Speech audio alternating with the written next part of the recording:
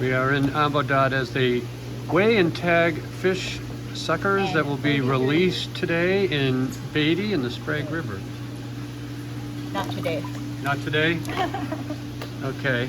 Yes. Oh, damn it. Scoop them out. I gotta let him get medicined up first. Medicined up? This is a And then we tag them afterwards, and we weigh and tag them, and then these fish, when they're They'll released, go back into the tanks in the salt water because till their wound heals, and we know they're good to go out into the wild. and they will be tagged so that you can monitor them. Yep. They call it a pitch tag. A pit. Pit tag, That's the one that I just Yep. which allows you to monitor these fish already for their entire life. down for it. And they each have an individual number, so you know which ones as they go by antennas by the All throughout the lake. throughout the upper Klamath Lake. Yep. It's all about saving the fish, bringing them back to their native habitat. The endangered suckers, koptu and Are we chwam. ready? Team? Let's try scanning this one. Okay, it's gonna yell at us, okay. And 185. Okay, no, It it's is not. Halloween, thus the Okay. lawn ears on one of the 170 and technicians here. 185 and 55. 55. 55.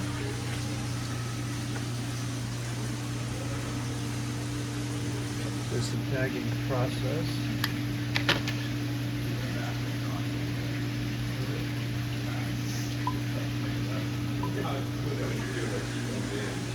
So they're in here, they're being put over here. It's all a process of, very technical process of weighing, tagging, monitoring endangered suckers.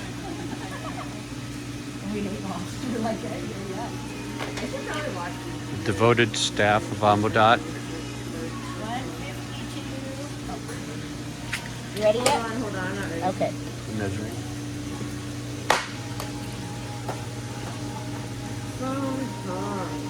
Okay, I'm ready for 152 and 166 152, 166, and 40. 40.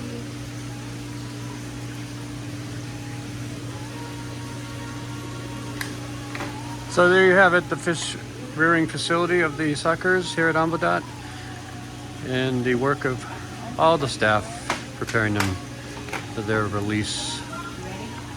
Ready?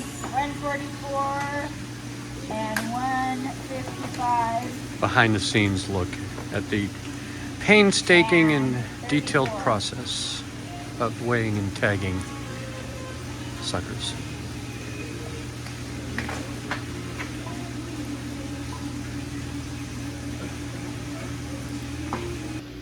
As the fish are being prepared to be released today to the Sprague River in Beatty, they, after being tagged and acclimated to their climate, are now being, this little ring is makes sure that their tags are working.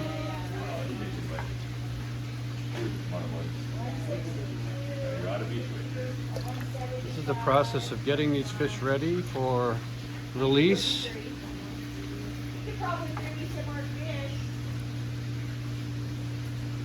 Ramen cartoon. If for any reason the tag isn't working, they put them back into this pool and reprocess them for tagging. This is the Ambodat fish rearing facility, and detailed, meticulous process of preparing fish for release into the wild.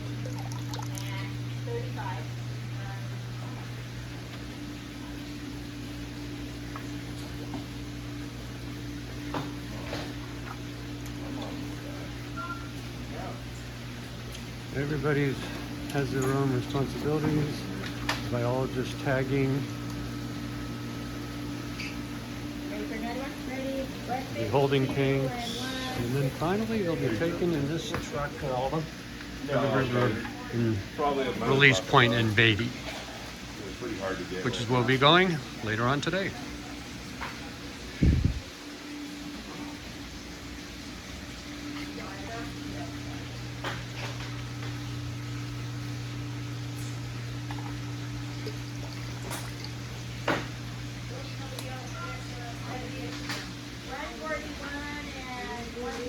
From the Ambodat Fish Research Facility to the Sprague River in Beatty, here is our release point of the approximately 275 sucker fish, koptu suckers, that will be releasing into what is pretty clear and clean water here. Hiding a little bit, huh?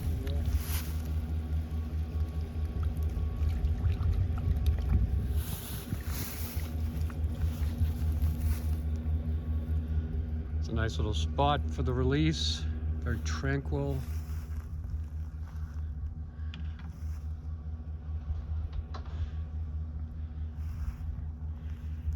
And they'll spend some time here acclimating and grow big and eventually return to Upper Klamath Lake. I had to bring the temperature of the water. Oh, that's a good size batch right there.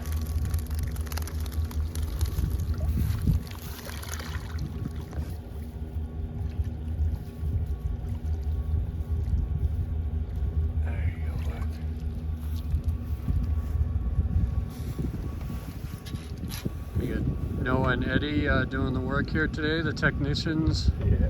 After they were tagged, and they were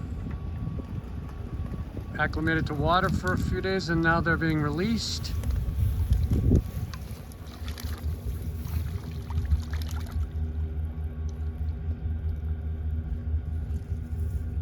There they go, see them going, there they go, and right out. This way. They didn't hesitate to get going. Yeah, so the goal is for them to, grow into big spawning suckers and head into the Upper Klamath from this area of the Sprague River down by Beatty. It's a 50-mile journey for them to get back to the lake approximately. Each one has got an individual number tagged to it, and they'll go by antennas like that can tell where they are and along the river and into the lake. They have various antennas set up. Before I start releasing the water. Okay.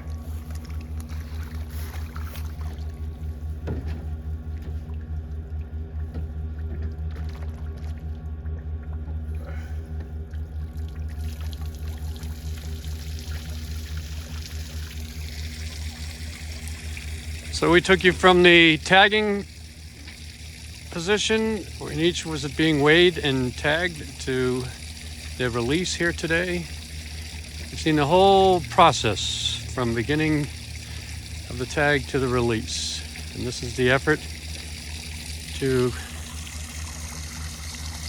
reintroduce the endangered koptu to their natural environment, traditional fish of the Klamath Tribes food source. And it was interesting, we were talking to an old timer here who was talking about in 1978, there were so many suckers, they used to just snag them and throw them on the banks, and then the farmers were using them for fertilizer. That's how plentiful it was in the 70s, even though that's not the traditional use, where Klamath Tribes would use them for one of the first foods. But a lot changed from 78 to today. And now the effort underway to try to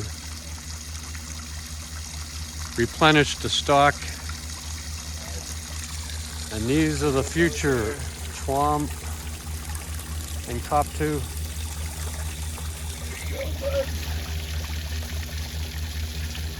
To spawn and hopefully survive a long life of up to 50 plus years.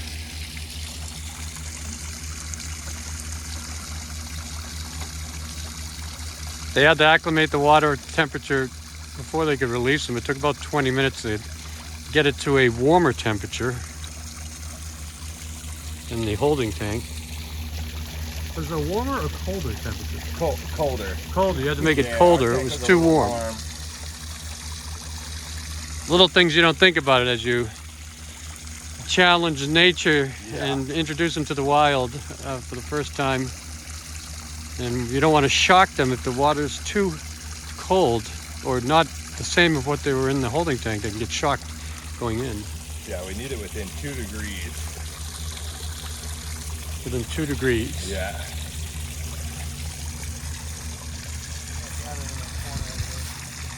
If you need another net. So there you have it. Little square point. It's kind of a different point on the net.